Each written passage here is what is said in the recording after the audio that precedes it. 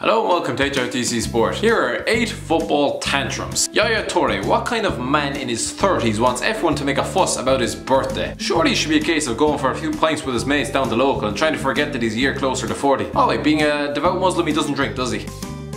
A bit awkward that. Why can't he be more like his brother? And that's the only time anyone has ever said that. Do you know when Colo's birthday is? Of course you don't, because he doesn't threaten to quit his football club whenever anyone forgets. In the summer of 2014, Yaya's agent claimed his client was thinking of leaving City as he only received a measly cake, whereas Roberto Carlos got a sports car in Russia. Yaya, do you know what I got for my last birthday? A pair of socks and a hat. Be grateful, alright? When Carlos Tevez refused to get himself off the bench for Man City against Bayern Munich in the Champions League 6 years ago, everybody nearly lost their mind. Roberto Mancini's veins were almost popping out of his neck in the post-match interview, probably visualising a bloody demise for the Argentinians sulking in the dressing room. Mancini quickly announced that Tevez would never play for him again. I have some questions. When Chelsea lost to Barcelona in the Champions League semi-finals in 2009, Didier Drogba took it well. They're trying to stop Drogba getting himself into further trouble.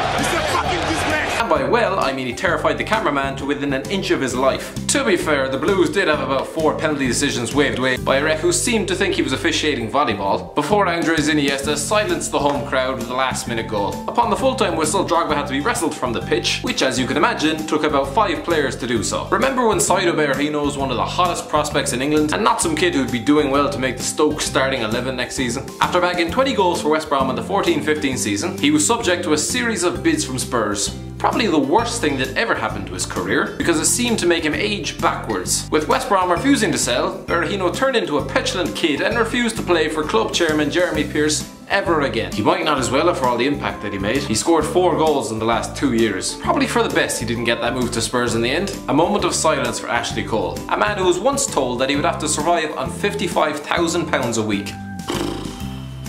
Arsenal's left back was probably almost resigned to eating at soup kitchens and sleeping outside Primark to make ends meet. At least that's how it seemed when he wrote in his autobiography that he almost crashed his car in anger when his agent rang him to tell him what Arsenal were offering in the summer of 2006. Anyway, Cashley ended up signing for Chelsea and probably had to spend the next 8 years of his life avoiding Arsenal fans whenever he went shopping. Cristiano Ronaldo does many things well, but hide his emotions, not so much. So when Nani completely ruined one of Ronaldo's best ever Portugal goals by inexplicably adding the finishing touches to an already goal-bound shot whilst in an offside position, he exploded in a fit of white-hot rage. I wouldn't mind, but it was only a friendly. While Arsenal Fan TV may be the king of tantrums these days, as for Wenger, please get the hell out of my club, yeah? It all started about 9 years ago when William Gallas sat down on the pitch and refused to leave upon the concession of a late equaliser at Birmingham City. Oh, and let's not forget he'd taken out his frustrations on an innocent advertising board moments earlier. And the fact that he was the club captain. Did you ever see Patrick Vieira revert to being a toddler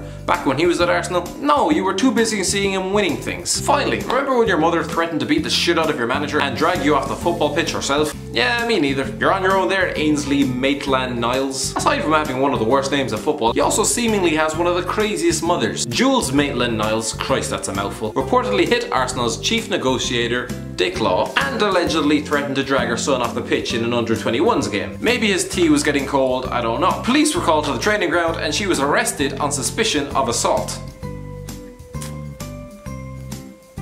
Surprisingly, her son didn't die of embarrassment and made it to Ipswich Town on loan the following season, only for his mother to reappear and allegedly send his manager an X-rated voicemail. Some say Mick McCarthy is still laughing at her, because God knows the rest of us are. Cheers for watching, lads. If you enjoyed the video, give it a like, give it a share, and I'll talk to you in a while.